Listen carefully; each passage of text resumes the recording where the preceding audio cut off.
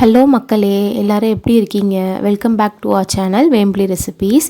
இன்றைக்கி நம்ம என்ன ரெசிபி பார்க்க போகிறோம் அப்படின்னா மாம்பழ லஸ்ஸி. ஆமாதாங்க, மேங்கோ சீசன் முடிய போகுது. ஸோ அதுக்குள்ளே ஒரு லஸ்ஸி ரெசிபி செஞ்சு போடலாம் அப்படின்ட்டு தான் இந்த ரெசிபி நான் இப்போ ஷூட் பண்ணியிருக்கேன். இது ரொம்ப ஈஸியாக செய்யலாம், அதே நேரத்தில் டேஸ்ட்டும் ரொம்ப சூப்பராகவே இருக்கும். இதை எப்படி செய்யலான்ட்டு பார்க்கலாமாங்க. இதுக்கு ஒரு மிக்ஸி ஜாரில் நான் 1 கப் அளவுக்கு குட்டி குட்டியாக கட் பண்ண மாம்பழத்தை ஆட் பண்ணிக்கிறேன். இந்த மாம்பழம் வந்து கொஞ்சம் டேஸ்ட்டாகவே தாங்க இருந்துச்சு, புளிப்பாலாம் இல்லை, நல்லா டேஸ்ட்டாக இருந்துச்சு. அதனால் நான் சுகருக்காக ஒரு 3 டீஸ்பூன் அளவுக்கு மட்டும் சுகர் ஆட் பண்ணிக்கிறேன்.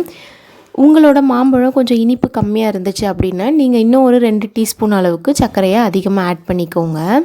இதை நல்லா ஸ்மூத்தாக ஒரு பேஸ்ட் மாதிரி அரைச்சி எடுத்துக்க போகிறேங்க. பாருங்கள் எவ்வளோ க்ரீமியாக இருக்குன்னுட்டு. இந்த ஸ்டேஜில் 1 கப் அளவுக்கு திக்கான தயிர் ஆட் பண்ணிக்கிறேன்.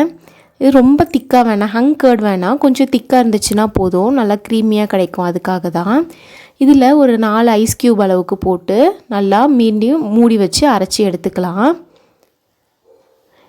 நம்மளோட லஸ்ஸி வந்து ரெடி ஆயாச்சு. இந்த அளவுக்கு வந்து க்ரீமியாக இருந்தால் போதும்.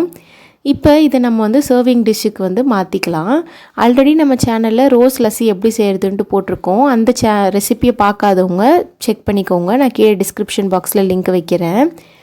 இதை மாற்றிட்டு இதுக்கு மேலே கொஞ்சோண்டு நான் தயிர் ஆட் பண்ணிக்கிறேன். ஜஸ்ட் டாப்பிங்ஸ்க்காக தான், உங்கள் இஷ்டம். நீங்கள் எப்படி பண்ணணுன்னு விருப்பப்படுறீங்களோ அப்படி பண்ணிக்கலாம்.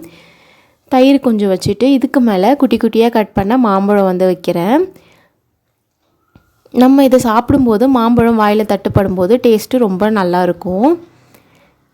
வச்சுட்டு இதுக்கு மேலேயும் லைட்டாக கொஞ்சோண்டு வந்து தயிர் ஆட் பண்ணிக்கிறேன். நீங்கள் நட்ஸ் கூட ஆட் பண்ணிக்கலாம். நீங்கள் நட்ஸு கிரேட் பண்ணி ஆட் பண்ணுறீங்க அப்படின்னா அந்த க்ரன்ச்சி டெக்ஸ்சர் நல்லாயிருக்கும் சாப்பிடும்போது. இதுக்கு மேலே கொஞ்சோண்டு புதினா இலை வைக்கிறேன், ஜஸ்ட்டு கொஞ்சம் அழகுக்காக, அவ்வளோதான், வேறு எதுவும் இல்லை. அவ்வளோதாங்க, நம்மளோட மாம்பழ லஸ்ஸி ரெடி ஆயாச்சு. இந்த ரெசிபி உங்களுக்கு பிடிக்கும்னு நினைக்கிறேன். தேங்க்ஸ் ஃபார் வாட்சிங்.